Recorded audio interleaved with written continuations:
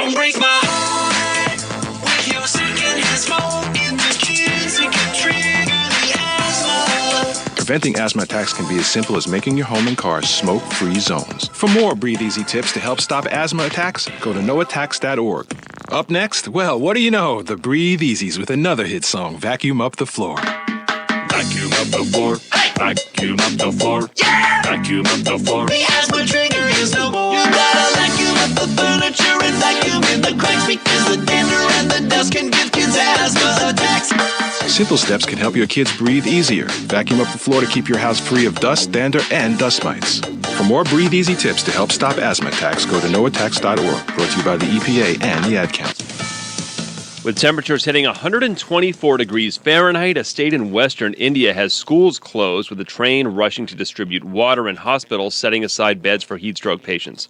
Some U.S. Olympians will have a no longer secret weapon at this summer's games in Rio. The U.S. women's cycling team unveiling a new state-of-the-art bike that its manufacturer claims could shave up to 4 seconds off their team pursuit time. For perspective, the U.S. women set a world record of 4 minutes, 16.18 seconds at the World Championships in March. That additional 4 seconds would double their margin of victory. In a video on his company's website, Felt Bikes founder Jim Felt says the clear goal is a gold medal. We're going to support them all the way. A lot's gone into it, and we typically don't beat our chest unless we have something really substantial, and this thing just blows everything we've done away. The new bikes are built to the specific aerodynamics of the Velodrome, an asymmetrical design with the drivetrain shifted from the right side to the left and every tube designed for maximum speed. Chris Honig, Fox News. A man wearing a Star Wars costume is arrested in Georgia. Justin Marling says he was just out raising awareness for the charity Force for Change, but the very authentic costume includes a Stormtrooper E11 blaster, and Jasper County, Georgia cops say they got 911 calls from people saying that they thought he was carrying a real gun. To me, it doesn't look anything like a real weapon. I never flagged anyone with it. Being that I've always carried it at my side. Marling says he's planning on continuing his Force for Good, but may leave the gun prop at home. Gary Baumgarten, Fox News. Yale is promoting gender-neutral bathrooms in 23 buildings on campus and allowing transgender students to have the name they use on diplomas rather than the name on their birth certificates. I'm Chris Foster, Fox News Radio. This is WFMD News. A service of the Frederick Motor Company, where Frederick goes to buy Fords. Frederick's aldermen approved a fiscal year 2017 budget Thursday night. City officials passed the $137.3 million spending plan, which is $3.28 million over the spending plan for fiscal year 2016. Under the budget, property owners will see the same property tax rate of 73 cents per $100 of assessed value. The trial for Baltimore police officer Edward Nero is raising broad questions about alleged police misconduct and the balance between officers' right to detain suspects and their professional obligation not to abuse their authority. Nero faces charges of assault, misconduct in office, and reckless endangerment in the arrest of Freddie Gray.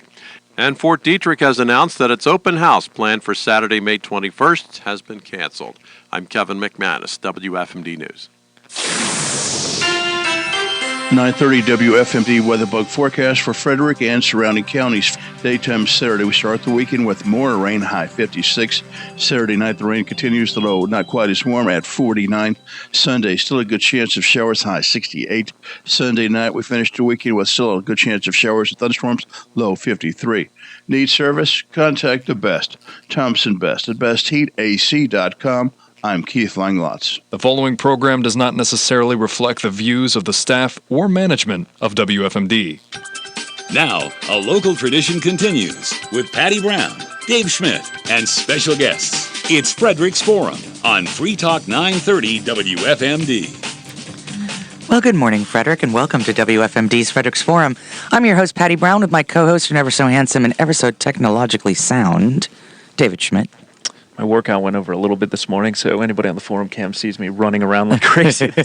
We got everything done. But we like when you work out. You're eye candy. It's nice. We're good. Hey, so I have a question. Should I take it personally that at the beginning of every hour of our show, we hear the views of this show are not necessarily? Do they do that on everybody's show, or is it just our show? I think they run it like 5 times for our show. I feel like they say it a lot for our show. I don't remember hearing that in front of Bob's show. I purely think it is reactionary. Yeah. That once we've said enough things, they go, we need to remind people. Yeah, I'm taking it personally. That's a personal thing. How many times have I said it during the show? You constantly say it. But I take it personally when you say it. Of course, when you say it, I understand as well. So we're here. It's Saturday. It's raining, which is so unusual. I feel like we're so lucky because it's been so dry. It has been, but I don't know. The month of May, at least, I think it's more rainfall than ever recorded. Okay, did you not hear it? Did you not hear my sarcasm? Oh, sorry. I was being sarcastic. I mean, it's rained every day except for like one. Yeah.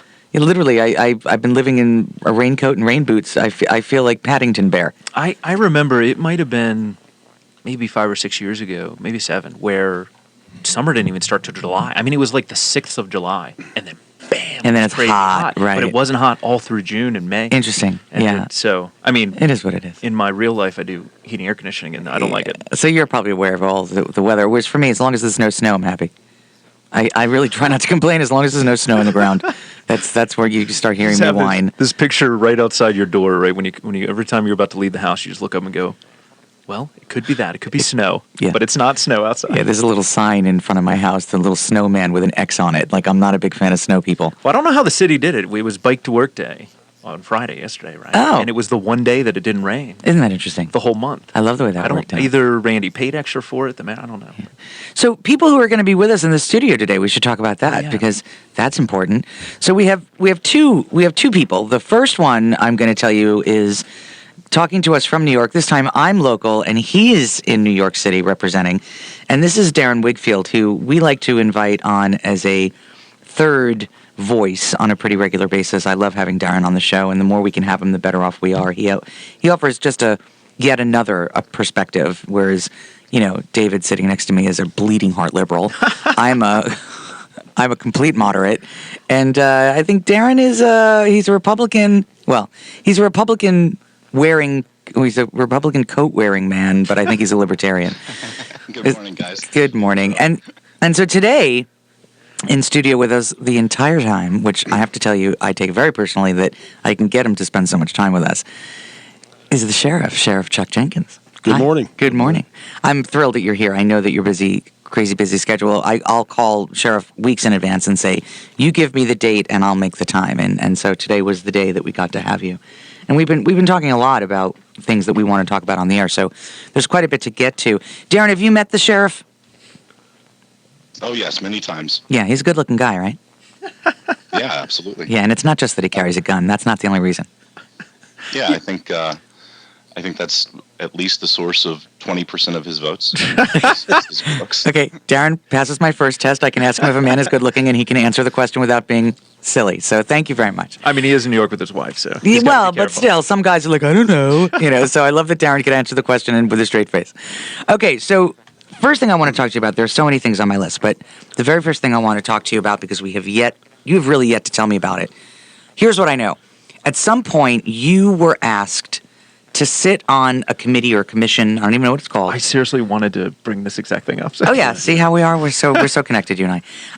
And I don't even know what it's for, but I just know that it's a very special thing because not a lot of people were asked to do it, and they actually sought you out. Correct. So Correct. tell us, number one, what it is, what you're doing, well, all that stuff. This is a program sponsored through the U.S. Army War College in Carlisle, Pennsylvania. Okay, these are the brightest people in the military, 3-star, 4-star generals that go up there for periods of time for service training, and I guess it includes everything involving the military. But it really is it's quite a facility up there. But I actually had a friend who was about a year ago. He went through a program there. It was unbelievably intense. They are the sharpest minds in the military, I think, anywhere. Yeah. So anyway, I was reached out to back in October of last year by a local person who lives locally, who's in charge of this program identified as Defense Support of Defense Support of Civilian Law Enforcement Agencies.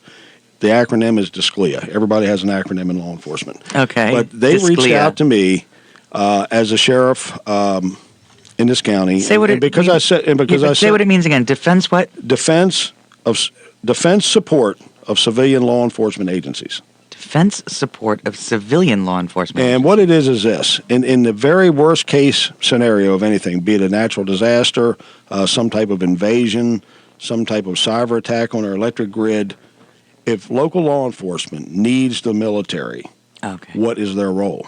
And this has never been studied before. Okay, so this is a very unique program, again, sponsored through the War College, but with people from Homeland Security, people, emergency management experts from all over the country, and they reached out to the sheriff of Frederick County for whatever reason, said, hey, would you like to be a part of this? Really? They did.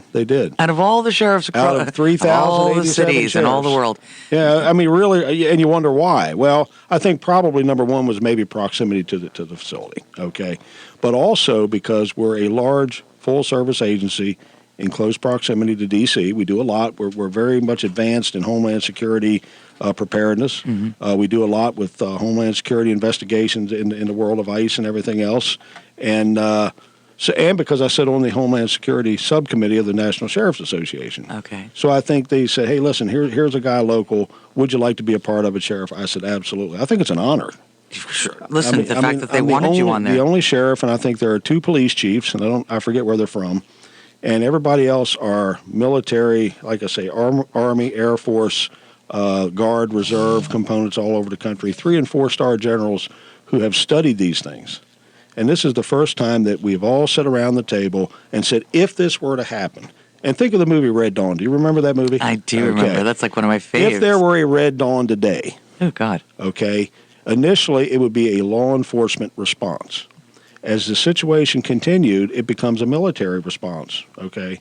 What is their role? What would their role be? So you mean legally, right? Legally. Like Legally and practically speaking. Say there were a Paris-style attack times 10 in this region. Say, and one of the recent exercises, and we've met 3 times now. It's a year-long program. We meet just about every other month. We've met 3 times. There's another meeting coming up. And when we do scenario-based tabletop exercises, it really makes you think because these things have never been talked about before. Well, I don't know how much I'm allowed to ask you, but I'm going to ask you as much as you'll answer. I can, and you know what's really interesting? I sent a press release to the FNP about this whole thing, and they blew me off. Totally blew it off. That it wasn't important to know? Wasn't relevant. You know what's interesting? Okay, so let's talk about what matters. Okay, now don't get me wrong. Anyway, let's go back to the program. No, and we will, but I have to say this out loud. What's really interesting to me is, yes, of course, it's wonderful that they asked you, and it's an honor, and that in and of itself, I think, is a story. But it is a bigger story than that. There is a bigger story than this agency and this county and me. The fact that this conversation is taking place. Right. The fact that we have to think about this now, that we are in a world where up until 2016, it never occurred to us to have this conversation of what if. We've had movies about it happening, but it's never actually been a concern. The threats that we are facing now have never existed before. They're here. They're on us. Okay, think of this. The military right now is probably as depleted as it's ever been. Okay, over the past decade and a half of wars all over the globe and everything else, the military numbers have drawn down. The budgets are cut. Are you talking about the actual manpower or women power? All of it. Dave, you know this. You serve. There are less people in the military. There are less people in the military. There are less assets out there. The equipment is deteriorating. Our fleets are smaller. I mean, there are disagreements on whether that's a good or a bad thing. But yeah, I would agree that it's a smaller big force. Picture. Oh, big yeah. picture. Right. Okay. I would agree that it's a smaller force now. And it's budget cuts. I mean, whether it's whatever the word is. Subsequential? No. Were you? Darren wouldn't know it. Yeah. Sequestration? I have no idea what you're talking about. I don't know. Sequestration? Yeah, that's what it was. When they were sequestered. But the funds were cut. So look whether at it was threats, that or these in are general, these are some real budgeting in things that we face. Maybe the Red Dawn thing's a little out of It's a little over the top. A little over the top. But this is a real threat. And some of the things that are going on now. You're saying they're not going to paratroop onto us? I don't think so. But I'll tell you what is real. A threat, an invasion of our southern border. That's a real threat. That is a real threat. Don't laugh, Dave. I didn't laugh. It's a real threat. I'll tell you what else is a threat. Whom? A Paris-style attack times 50. Do you think that there's a Mexican military that's going to... Absolutely. I think there's a threat. Shut up. Okay. Seriously? I'm not laughing. I'm just sitting there. Laugh if you want. I'm not laughing. I think it's ridiculous. It's not even funny. An attack, and this is probably more realistic, an attack on our power grid nationwide. Oh, I agree with that. Okay, I agree that with is probably the most likely. That's the scariest one. I agree. That one scares me the most. So the conversation is this. The conversation is, okay, sheriff, chief, out of the gate, this is a law enforcement event, a law enforcement response. As hours go by, as days go by, as weeks go by, we can't handle it anymore. So we need the assistance of the military, whether it's the Guard, the Reserve, the U.S. Army, the U.S. Air Force, whatever it may be, for logistics, for reinforcement, for civil unrest control, all these things, communications. And you think through these things, and realistically speaking, whatever scenario you throw up there, we're not prepared for it. Well, yeah. We are not prepared. So I agree. I will step aside from the Mexican invasion for a second. But the Paris style, the Paris style, it's a reality. It's a reality. I will say this, that it is the job of the military and job of law enforcement to play out scenarios that have no possible. You know what? It's such a tiny little, but you should go through the scenario. So I'm okay with your organization or whatever that's going through it. I agree. You need the exercise. You need the exercise because the truth is, you learn things from We'd like to believe that it's never going to happen, but the truth is that if it does happen, you don't want to, be stuck with your hand in your pants saying, "I didn't think of that." Okay, so stepping aside from that, let's talk about Boston and let's talk about Paris style. So what happened in Boston during the marathon was what's the second word you're saying? Paris style. Paris style. The Paris style attack, meaning that they did a couple of small bombings. Are you saying two words? Shootings. Paris style. The Paris style attack. Okay, you both say it like it's one word. Paris style. Sorry, it's become nomenclature. Paris style. Yeah. Okay. Series it's of kind of attacks. become nomenclature. Okay. So a Paris style of attacks. Okay. Or Boston, right? So what happened in Boston? This was an issue. This was the first time we had kind of people on the ground, right? We've had terrorist attacks where there were bombings. We've had terrorist attacks where in planes, of course, 9/11. But this is the first time where there was some bombs set off and some people at large. And there was, and Darren can probably speak to this more than I can, there was questions about Fourth Amendment. I mean, they went in. Absolutely. And because we had never gone through this process before, the military and the police kind of overstepped it. Darren, do you have something about it? I mean, it's not fresh in my memory, but I do. They did overstep. They did. Accusations of door-to-door searches. Who overstepped? Homes, pulling people out of their house. Law enforcement. Law enforcement truly overstepped. Now, here's something Acting really interesting. Paramilitary. Here's something that you would take a little bit of I think it's really good to hear. And I'm sitting having these conversations. And there's a lot of conspirators out there who say the military wants to come in and take over. If something big were to happen, the military comes in, martial law is declared, they take over, they intern Americans and all that kind of stuff, okay? This is what I took. The bigger piece of this conversation is, and these are the generals that are having these conversations. Listen, what is our role? We're not there to take over. We're there to support you as a sheriff, as a chief, whatever the case may be. And it was pretty good to hear that. Well, this has been. It was pretty satisfying to hear it's not a complete government military takeover. Well, unless you need them to. I mean, but let's do the flip side of that for a second. So we just talked about Boston, and you both agreed that they overstepped. That they. I think law enforcement overstepped. Right, law enforcement. Yeah. And the reason for it, if you really want to think it through, is they're not trained to deal with this. Correct. That's not what they do. So they went to an extreme because they were in extreme circumstances and they were not trained to do otherwise. Under those circumstances, wouldn't you want the military to be more involved? No, you don't. You want the military to. I don't care if it's the military or law enforcement. Neither one gets overriding my Fourth Amendment right. No, I didn't. How did you get that from what I just said? I'm saying that law enforcement. The level of involvement that we're talking about here, the local law enforcement or National Guard, whoever it was, were literally driving armored vehicles down public streets and going door to door, searching people's homes, pulling people out of their home by gunpoint, and going floor by floor, searching their homes. But don't we have to assume the reason they did it that way was because they were not trained to do it in a better way? No, the military would have done the same thing. Yeah. And I don't want the military doing it. I guess I'm not a cynic. Question: where is this line? Yeah, where is this line? And it's the constitutional sheriff. That's where the line is. Correct. And that is what our mantra. We talk about this all the time. And there's a bigger piece of the conversation, and what keeps coming up in all these conversations. Who has the trust of the people? Is it the local government, sheriff or chief, or is it the military coming in? Oh no, it's definitely the local. Okay, so that's a big part of this conversation. Yeah, but even if you have the trust or not, which you do here, but even trust or not, it's the responsibility, your constitutional duty, and this is why we talk about this, is that it is your constitutional duty to protect both ways, right? You protect us against bad guys, and you protect the military against insurgency, etc., and the other way around, you protect the people from the government. Yes, correct. And that's the job of the sheriff. And this is where everything gets blurred. It really does. Because you're protecting us either way. You're not only protecting us from the bad guys. And David, you've heard of posse comitatus, right? Mm-hmm. What's that? Where the military has no role in law enforcement by law to not get involved in law enforcement action. Agreed, but that can be okay. But this begs the question then: so will the military, when they say they'll support you, is part of that support helping local law enforcement across the country become better trained to deal with this type of we scary have situation? An example of this. We just saw it in Baltimore, right? Where what was the National Guard's role? The National Guard's role, we can agree or disagree with the way they handled it, but the National Guard's role was to logistics and support, meaning they showed up to stand there while law enforcement was freed up to do the job. Yes.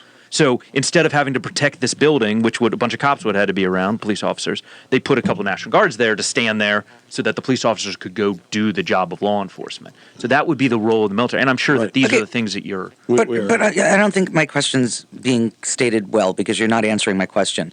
Do we feel in general that the local law enforcement, whether it's Chuck's or across the country, do we feel that they are trained well enough to deal with the circumstances that you're studying? You're studying extreme circumstances. This is where we need to have a conversation. Let's take a break and then answer that question. Okay, that sounds great. You're listening to WFMD's Frederick's Forum.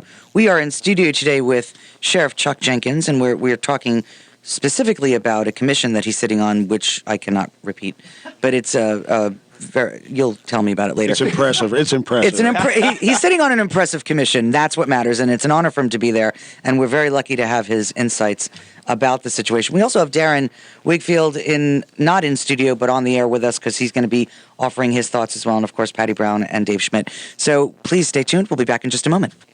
Here's what Bob Miller's been talking about on the South Mountain Creamery Morning News Express on 930 WFMD. Mayor Randy was worth, and the appraisal came back much higher than we anticipated. Right now, I don't believe that there's a need to sell the golf course. Bob Miller gets it done. Mornings from 5 to 9 on 930 WFMD. Like the final play that wins the game. Frederick Air, it's a good call. Like taking your umbrella cause it felt like rain. Frederick Air, it's a good call. I'm Steve Schmidt, president of Frederick Air, Frederick's only Bryant factory-authorized dealer and Medal of Excellence winner. It's the time of year when we see window units popping out of windows all over the county. If you're one of the people dragging them out of storage and dreading the expensive electric bills that come with them, we have a solution. At Frederick Air, we have a full line of ductless systems that bring real air conditioning to your home at a little more than half the cost and a fraction of the time needed to install traditional duct systems. There's no reason to spend another miserable summer paying extra high utility bills for an uncomfortable home. Ductless systems are just another way that Frederick Air and Bryant will do whatever it takes to keep you comfortable this year. Frederick Air, it's a good call. Call 301-663-0300. Frederick Air. I'm Nick Soboleski, a Select Quote agent with a true story that could save you hundreds of dollars a year. A woman named Linda just called. Her husband, Ray, has a $300,000 group life insurance policy, but is changing jobs and can't take it with him. Well, I impartially shopped the highly rated term life insurance companies we represent and found Ray, who is 41 and takes medication to control his cholesterol, a 10-year, $500,000 policy for under $26 a month.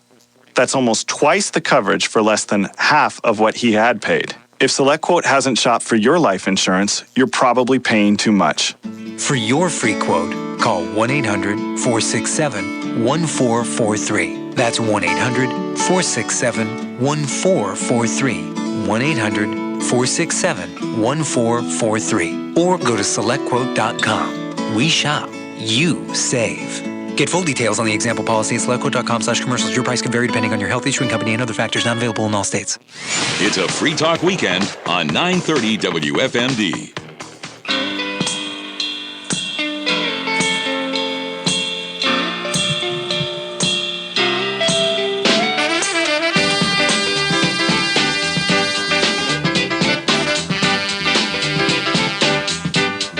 It's hard to talk over soul men. Sorry. Welcome back to WFMD's Frederick's Forum. I'm Pattee Brown with Dave Schmidt. In the studio today, we have Sheriff Chuck Jenkins, and on the phone, live from New York, we have Darren Wigfield. Yeah. So we're talking about, specifically, I want to talk a little bit about one of the things that might, God forbid, happen when we talk about emergency preparedness and terrorism. And the reason you're sitting on this commission is to discuss local law enforcement and how they can be supported by the military should something really tragic or systemic happen. One of those systemic fears is the grid.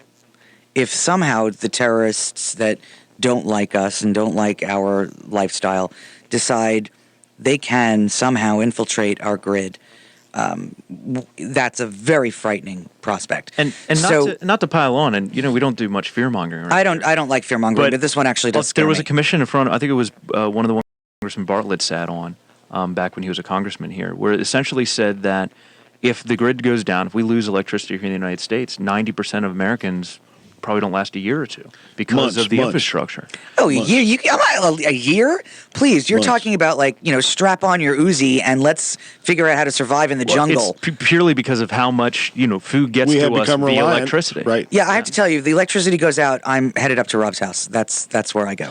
My friend Rob is going to take care of me. But these are really, broadcast that on air, right? Nobody knows which Rob I'm talking about except for the Rob who's listening, and he knows exactly who he is. When you talk through these scenarios, it really scares the hell out of you because you see over a period of days, weeks, into months, because we couldn't recover through this in years. Oh, it becomes a They had a TV show about that, by the way. Survival of the fittest. Society becomes really starts to unravel. Yeah. People become roving bands of hordes of so, thieves. Right. So the question that I had, let's not go too far into the details of how horrible it would be, because it really does like a Mel Gibson movie, right? There's a TV show about when the electricity went off and what happened to the world and how most of everybody died. But that's not even... My question is, as a country, since we know that this is a huge fear, what is the security measures that we have taken to protect the grid? Don't say them what they are, but in other words, we know that steps are being taken. Yeah, if you could list them out for us, please. No. I can't stand when people want you to do that. Yes. No, I don't want to know what they are, but I want to know that they're happening, I guess is my point. They are happening. Yeah, there's a lot of security around. At the larger level and at the local levels. Okay, good to know. I believe they are. Yeah, because Darren, your dad is, he does something with the grid. Is that true? He's worked for AT&T since 1968 or so, and still does. And I do cybersecurity for a living too for a number of federal agencies. I am very concerned. I don't think that most agencies, they're just starting to take cybersecurity seriously. We've seen what auspiciously it was our covert ops, but we've seen what somebody was able to do when they hacked into the uranium refineries in Iran and shut down their equipment. And not just shut it down, but made it completely inoperable. Yeah. Okay. So now we're talking two sides here, right? And the sheriff knows you're talking physical security, and you're talking about the cybersecurity side. That it used to be that we had a fairly unprotected grid, and when we talked about that, we mean literally there are places out in Frederick County where there's a little box there with a little lock on it that you could get in there and cut fiber wire. Not anymore. To DC. Not anymore. So stuff like that was where physical. Well, now I don't even need to physically go to that box and cut any fiber. No. All I needed to get it in is turn the switch off. Okay, really, I'm sticking my fingers in my ears and going, la, la, la, la, la. I can't hear this because I will not sleep. There are very few things that give me fear, and this type of a crisis freaks me out, and I hated that TV show because I think it ruined my life. Listen, it's 11:30. We have to take a break. I think we have a caller. So we do, yeah. Let's have the caller wait 2 minutes through our commercials so we can pay our bills and listen to some news. Well, it's Farrell, so we got to make him wait. Oh, Farrell. So we don't have a caller. We just have Farrell. So it's 11:31. Let's take our break. We'll be back in just a moment. You hang tough, Farrell. We'll be there. You're listening to Frederick's Forum on Free Talk 930 WFMD every Saturday, 11 to 1. If you want to be part of the conversation, you can always email us on air at fredericksforum.com. Find us on Facebook or Twitter, or call in 301-694-9363, 301-694 WFMD. There's always something brewing at Voila and Frederick's Specialties and Other Goodness. Come smell and taste for yourself at 10 North Market Street. This is 930 WFMD and WFMD.com. Now, WFMD News. Frederick City Police responded to a call for shots fired early Saturday morning. Around 6:45 a.m., officers responded to the 200 block of Hope Circle for a discharge of a firearms call. Upon arrival, police located evidence of what appeared to be a shooting that happened overnight. There are no reported injuries at this time. Anybody with information on this case or who was in the area at the time of the incident is asked to contact Frederick Police. Tripoli Mid-Atlantic said that gas prices have reached a new high for 2016. The state average is $2.27 per gallon, 4 cents more than last week's price, and 15 cents more than a month ago. Nationally, they've risen as well. It's $2.27 per gallon, and that's an increase of 6 cents. Spokeswoman Christine DeLee said it is due to the increase in crude oil prices resulting from wildfires in Canada and disruptions in other oil-producing countries. But she says the cost at the pump could start to drop over the next few weeks. Gas prices tend to peak before Memorial Day, which means we could see a decline later this summer if normal trends apply. AAA notes that the current price in Maryland is actually 41 cents less per gallon than it was last year at this time. The U.S. Senate has passed legislation that funds the FAA-controlled towers in Maryland and several other states, including Frederick and Hagerstown. The amount for these towers across the country totals $159 million. To read more local stories, go to our website at WFMD.com. You can also follow us on Facebook and Twitter at 930 WFMD. I'm Diana Gibson on Mid-Maryland's news station, 930 WFMD. Fox News Radio, I'm Lillian Wu. Military from several countries helping search the Mediterranean for pieces of Egypt Air Flight 804. This as new video emerges showing a little bit of the wreckage that has been recovered of that doomed jetliner. Meantime, French investigators have also confirmed smoke was detected in multiple places on the plane as it flew from Paris to Cairo, and just before it crashed early Thursday morning in the Mediterranean, that crash site 170 miles off the Egyptian coast. Fox's Leland Vittert. President Obama in his weekly address applauding the new rule to extend overtime pay to millions of Americans. We still have more work to do to make sure this economy works for everybody, not just those at the top. In the GOP address, Congressman Gus Bilirakis of Florida pushing for more aid for veterans who he calls our true American. Fox News, we report. You decide.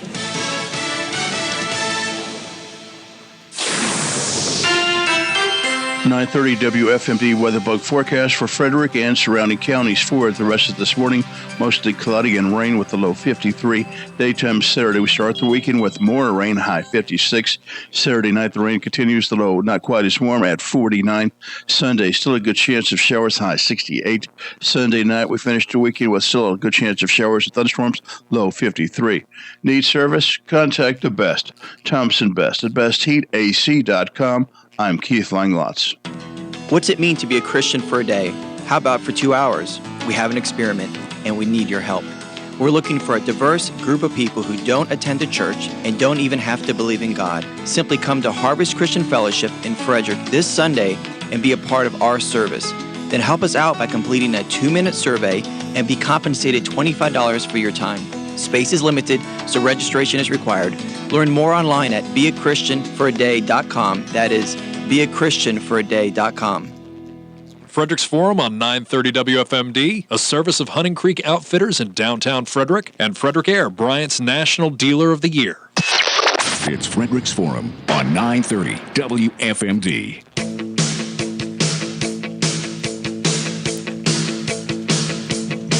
So usually Frank puts in music to calm us down, but maybe he's saying we need to for a rock star. Pep it up a little bit. Wow. No, he just wanted to give that one to me because I'm such a rock star. Is that what that is? Welcome back to WFMD's Frederick's Forum. I'm Pattee Brown with Dave Schmidt in studio today with the honorable and gun-toting Sheriff Chuck Jenkins. And then, of course, on the air, live from New York, is our friend and additional commentator, when I can get him to talk, Darren Wigfield. Always a pleasure. Always, except you don't talk enough, dude. You got to chime in more. If you're going to keep up with me, man, you better start talking more. When I met Dave Schmidt, he was a quiet young gentleman, and now this boy will not stop talking, and I take full credit for it. A very good buddy of mine said that if I have any skill, it is that I can fill perfectly good silence with words. Always. That is so true, actually. He wasn't really that quiet when I met him. So, all right. And then on the phone we have... Yes, I was going to say, we had a caller waiting. So, who's on the phone? Could it be Farrell? Hey, folks. Not even light and joyous, nothing. Damn, Farrell, you're not even playing with me. If you could indulge me for just a moment, I have a very specific example and then a brief explanation of why this is taking place. Because when I heard the kind of, blip remarks about, Mexico invading from the southern border, this is a real circumstance going on, and it's not Mexico government invading. I met a woman at a conference. She works for the federal government in the science area, so she's not this kind of, crazy, off-the-grid conspiracy type person. Okay. She has property in Arizona she physically cannot access because the cartels have taken over this area, and it is simply too dangerous for her to enter it. Now, we're a sovereign nation, and a property owner can't enter their property because the cartels have moved in, and it is just so dangerous in that area. And we don't have law enforcement that can take care of it? What? Not enough. We don't have enough law enforcement to go to her land and say, get out? But the implication is not here. I'd like to explain. Okay. Prior to 9/11, it used to be that agencies like the Coast Guard and if necessary, you bring in bigger guns, were patrolling these areas. Well, all the shift in military after 9/11 went overseas, or currently now we're trying to also deal with internal aspects. But we no longer have this monitoring, and that is making these cartels larger and far and away more dangerous than they've ever been in the past. So this is an ongoing circumstance that the sheriff brought up. We don't have enough military assets. We forget that the Coast Guard is one of our military assets to be used in circumstance like this. So these events truly are taking place right under our nose, but we have our focus in so many directions, or it's just kind of jokey, the Mexican government's going to invade. It isn't that. Okay, but Farrell, but wait a minute now. The cartels control the government down there to a great degree. Yes. Yes. This particular one is actually on this woman's land inside the United States. Oh, yes. You want to see David Schmidt's head blow up? You ready? Dangerous states. Wait, everybody, just take a moment. Watch David Schmidt's head blow up. Ready? 1, 2, 3. Blow him up. That's all. Blow him up. I have no reason in the world why I wouldn't go in there. I have no problem with defending No, I'm sorry. I mean blow him up. Like go in there with whatever that fire thing is that you do and literally blow them up. Flamethrower. Fine. Because here's the difference. When it comes to some of the garbage that comes out of Donald Trump's mouth, and you know how I feel about that. When it comes to the rest of the world, you are supposed to be the president of the United States. You're supposed to be the person that can handle diplomatic yada. Fine. When you're talking about in my backyard, on my property, blow them up. If you come on my property, if you come into my house, I will shoot your face. I have no problem with that because this is my land, this is my world. So in the case of what you're telling me, Farrell, blow them up. Get out of, just poof, you're gone. We have the power to do it. Why don't we do it? That's the question. Well, why don't we do I think that goes back to Sheriff Jenkins. Yeah, why don't we do it? Why in Arizona are there cartel living on United States property and they're not getting blown up? Because we don't have the will to do anything. Why not? We don't have the political will. Look at this administration. Well, why would you need political will Secondly, for we that? don't have the assets down there to do it. We don't have the border patrol, the numbers of law enforcement to carry it out. We just can't do it. I could probably grab 20 of the thugs that are in your jail and get it done. When Trump gets elected president, he makes me head of Department of Homeland Security. It's done. Day one. No, Day I will one. take you out before I let you work for that man. No, absolutely not. That man is going to destroy this country. That's not the point. The point is that there's a time in the present. We simply have not had the will to do it. That's why. At least we'll have one guy on the inside of the new cabal. The answer is no. Okay, no. Let's move on to the question on that. Well, no. I just and maybe you can't answer this. Maybe this is a question for a congressman. But I mean, what the question is how can that happen?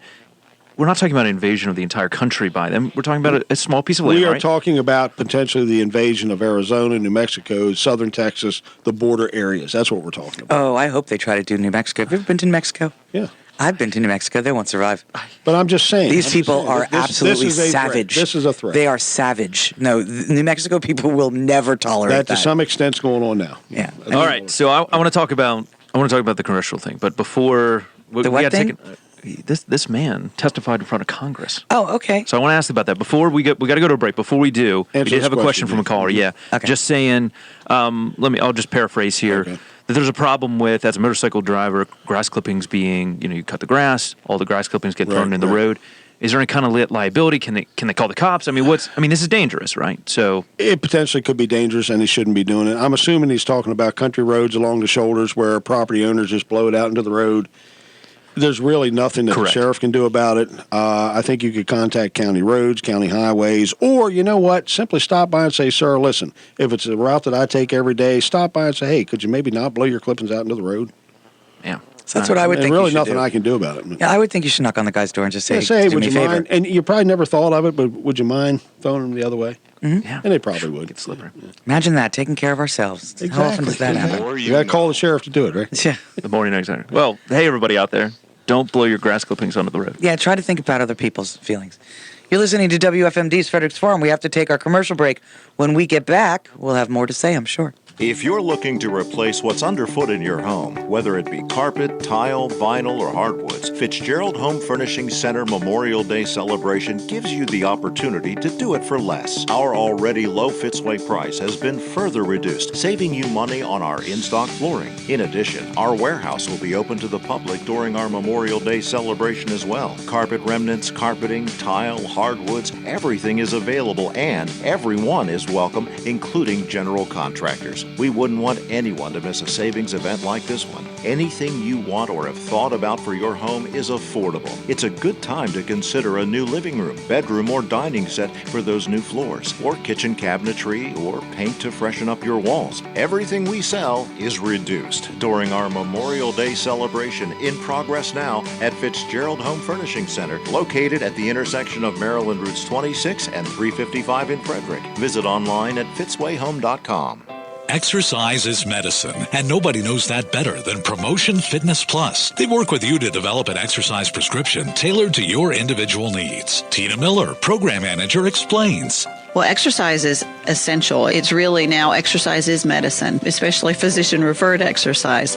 But it does help with so many things. It helps with the way that you feel about yourself, the way that you do your activities. Are you able to do the things that you like to do? Do you have specific health risks or health problems? It can help with blood pressure, diabetes.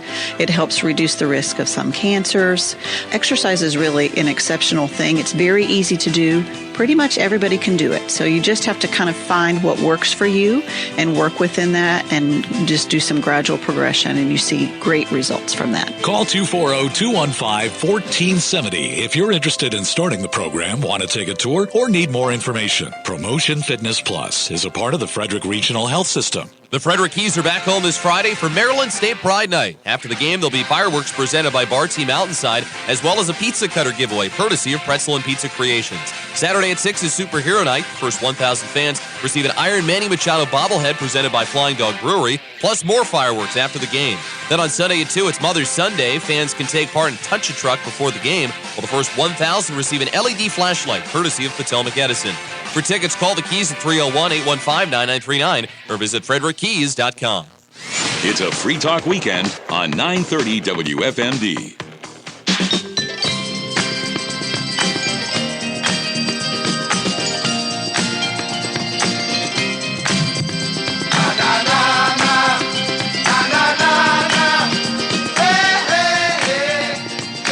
I never knew the name of the song was Kiss Him Goodbye.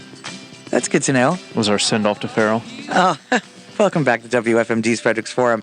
Pattee Brown and Dave Schmidt in studio today with Sheriff Chuck Jenkins, and on the phone live and in person from New York. It is odd that you're in Darren Whitfield. Yeah, I know. It's usually me on the air like this. Yeah, we usually you guys backwards. switched. Yeah, but my technology doesn't work as well as Darren's, apparently. I fixed it. Did you? It will work better. It will work better next time. That's good to know, because sometimes I go home.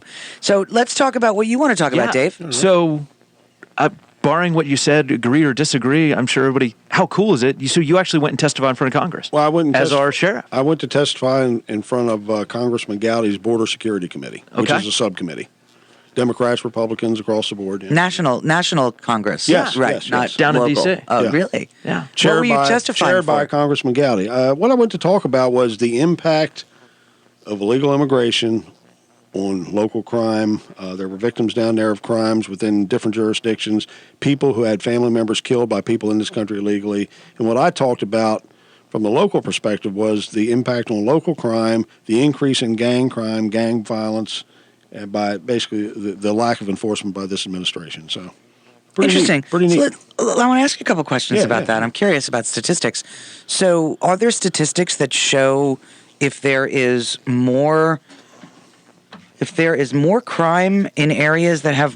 Because really, there's no way to really measure, because we don't know who. In most jurisdictions, we don't know who's here legally and who's not. So there's no way to really measure that. So then, why do we always assume that illegal immigrants are criminals? I don't. We don't. Okay. Because if you think about how we participate in the enforcement program, it's after they're arrested. Okay. It's after they're arrested. So what I went to talk about is here locally how we've seen an increase, in some of the gang crime, the numbers of gang-affiliated individuals, people who came here a couple of years ago during the surge as unaccompanied minors. They came across the border. They relocated here to this area, to Frederick, because they claim to have family here. Now, 2 years later, they're now, instead of being 15 and 17, they're 18, 19, and 20. Mm-hmm. They're committing pretty violent crimes, serious crimes. So that's one of the things I went to talk about. So when they commit the crime, aren't you participate in the ICE program? That's correct. If somebody who is here illegally commits a crime, you book them and then you give them to ICE. That's correct. And then ICE usually just sends them back. Well, not all cases, because... No, I mean sends them back to us. To us? No. I'm under the impression that ICE doesn't really send them out of country. That's bull. That is bull. They send them. They go. They really do. They deport them. Now, the threshold of the crimes they have to commit to be deported has really... It's up. That's why I'm saying most of them end up back with us because they don't commit those high. It's really complicated to talk about. But the ones who are placed into the program or into the system and detainers are placed on them are removed. They are sent back. But you just have to commit a more serious crime now to have a detainer on you. What do they consider a serious crime? Is drug dealing? Drug trafficking. Drug trafficking, not possession, trafficking. Okay. Any crime of violence, any aggravated assault, rape, sexual assault. How do you differentiate between trafficking and possession? The quantities that you usually get arrested with. So if you're like a drug dealer... If you're a drug dealer, a trafficker, is that... Now, do they differentiate between pot and drugs now? Yes. Good. Yes. They do. As much as that annoys you, that put a smile on my face, yes.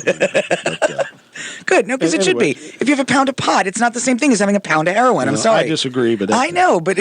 Anyway, go ahead. We won't have this argument again. No, let's go back to the reason I was down there. And what I went to present was, again, from a local perspective, how is this going to impact the local public, local law enforcement, not just in Frederick County, but nationwide. Mm-hmm. And so what were they looking to hear from you? They were looking to hear what your experience was? What our experiences are. Okay. And how well the program works here in Frederick County. And if every jurisdiction would do this, how much of a difference it would make. Are we suggesting that the federal government is going to try to make this mandatory around the country? There is a bill proposed by Congressman Gowdy that will allow local law enforcement and encourage local law enforcement to work with ICE. Well, encouraging them and telling them to are very different animals. I understand that. But encouraging means keeping federal funds from jurisdictions who don't participate. Okay, I'm calling hypocrisy. So who's are the Republicans the ones who want this? Absolutely. Sure. Unbelievable how that argument works for you when you want something and works against you when you don't. Oh, you mean Common Core? Duh! Are you kidding me right now? Well, so we're going to make sure that we hold the money from you unless you do what we want you to do, because that's okay. But when you're doing something we don't want you to do, that's a terrible way for government to behave. But is it okay because we have sanctuary jurisdictions that Americans are dying at the hands of illegals? Is that right? Is that really right? That's the point. That is the point. That's the exact point of this hearing down there. So let's talk about not the Americans. I don't disagree with you. I don't disagree with your people point. that are in this country illegally committing crimes that damn well shouldn't be here. But not more than citizens. The illegal immigration you're right. population There's no greater criminality. Immigration population has doubled, and our violent crime rate has gone down. Our aggressive crime, all of this has gone down, right? And it's not a bunch of good immigrants from. It's not a bunch of good immigrants from India that are offsetting the bad immigrants. Are you suggesting that the ICE program that Sheriff is doing isn't a good thing? No. I don't want to see one American family lose a family member at the hands of an illegal alien. Well, I would like them not to lose. I don't want them to die by violent crime. By anybody. Go ahead, Darren. You were talking. I want to hear Sheriff say what he was. You guys cut him off. You said that there is no higher rate of criminality among immigrant or illegal immigrant communities, or at least. Is that what you were saying? I don't believe there is. Now, in all fairness, I don't believe there is. I haven't seen anything that would indicate that. Okay, that's important because I hear and read silly accusations against you that you're deliberately targeting illegals and that you have this belief that there's those idiot Democrats doing that, please. I have no desire to hear that conversation. It's part of the rhetoric, right? Here, the sheriff does not believe that. No, he doesn't. This is to get people a set of criminals that have been arrested. This is a tool to get them out of our country, but not because that community is any more criminal than any other community, just that's a tool that law enforcement can use to make our community safer. No, I think it's a really important. I think let me make sure I'm really plain with you about what I'm thinking. The program that Sheriff enforces, I'm very comfortable with, because quite frankly, if I'm an American citizen and I break the law, I go through a certain system in order to deal with that. If I'm not an American citizen and I break the law here, I should be sent out. I should be cast aside. I'm not an American citizen. I've broken the law. Get the hell out of the country. I have no problem with that. I think what you do is perfectly reasonable. That's exactly what we do. Right. It's not like you go after people who are having lunch and you say, "Are you an American citizen?" I'm dragging you in. That's not what you do. No. So your program is fine. That is not the issue that I take here. The issue that I take here is that Republicans in general tend to scream and rant and rave about how Obama and his Democrats are constantly trying to shove policy and shove mandates down the throats of the American public through big government.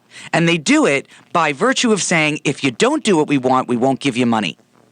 And they fight that tooth and nail. But when it comes to this particular thing, suddenly all the Republicans are like, yeah, let's do that. Yeah, because it works for them. Because they're scared.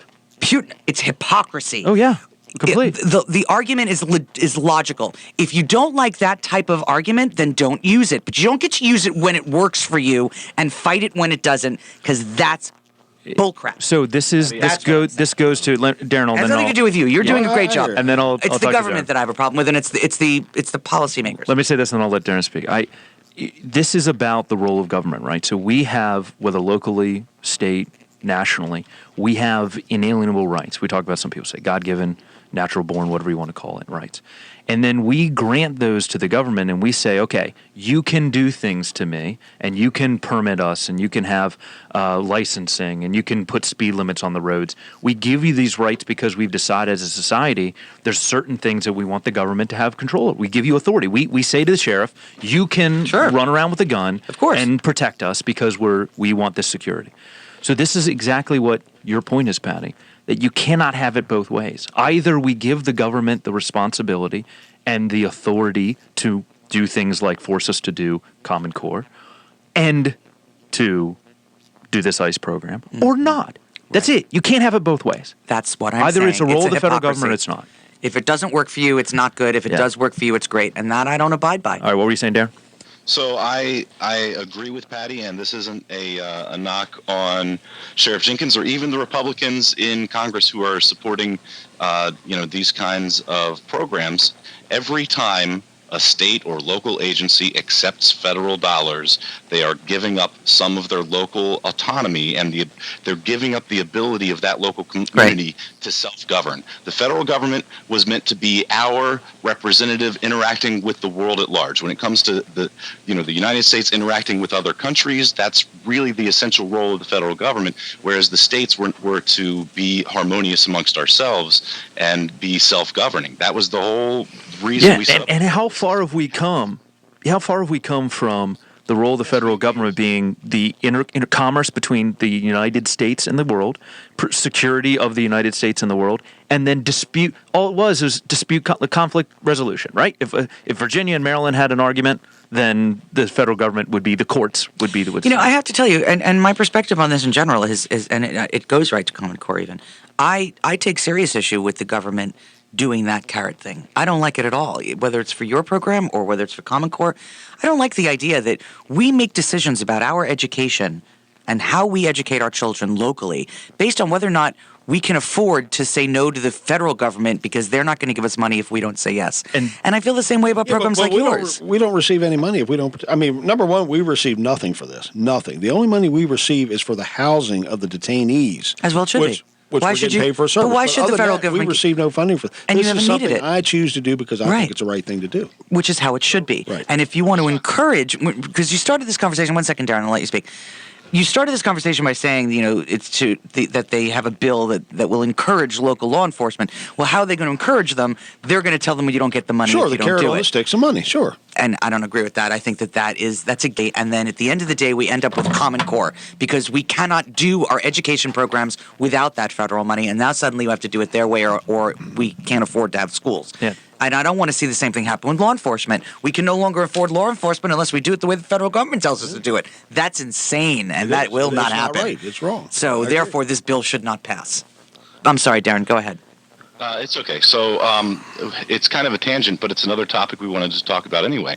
I read recently in the Frederick News Post, and of course, if it was in the Frederick News Post, it must be true, that the sheriff's office was, or maybe this was the state police, one of the other, no, it was the sheriff's office, was looking to pay for an armored vehicle based on money they had gotten through this ICE program.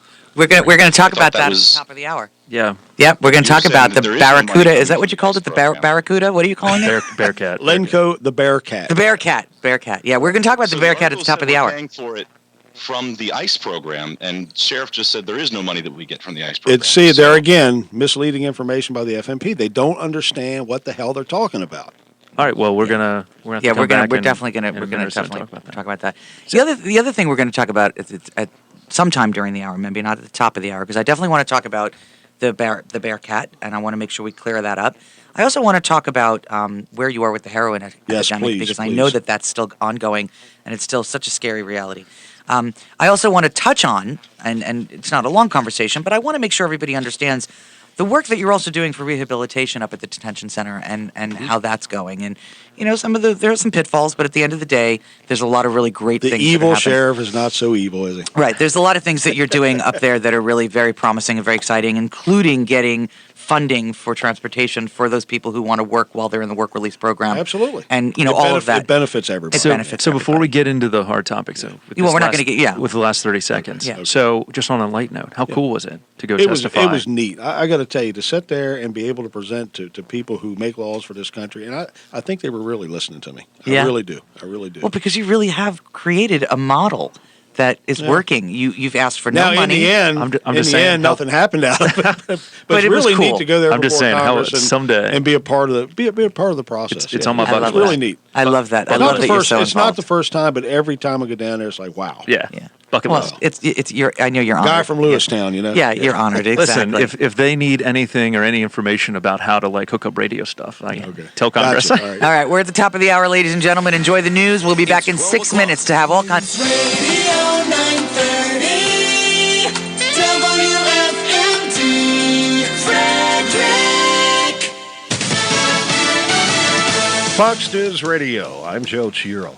French investigators say sensors aboard Egyptair Flight 804 detected smoke in parts of the plane just minutes before it crashed.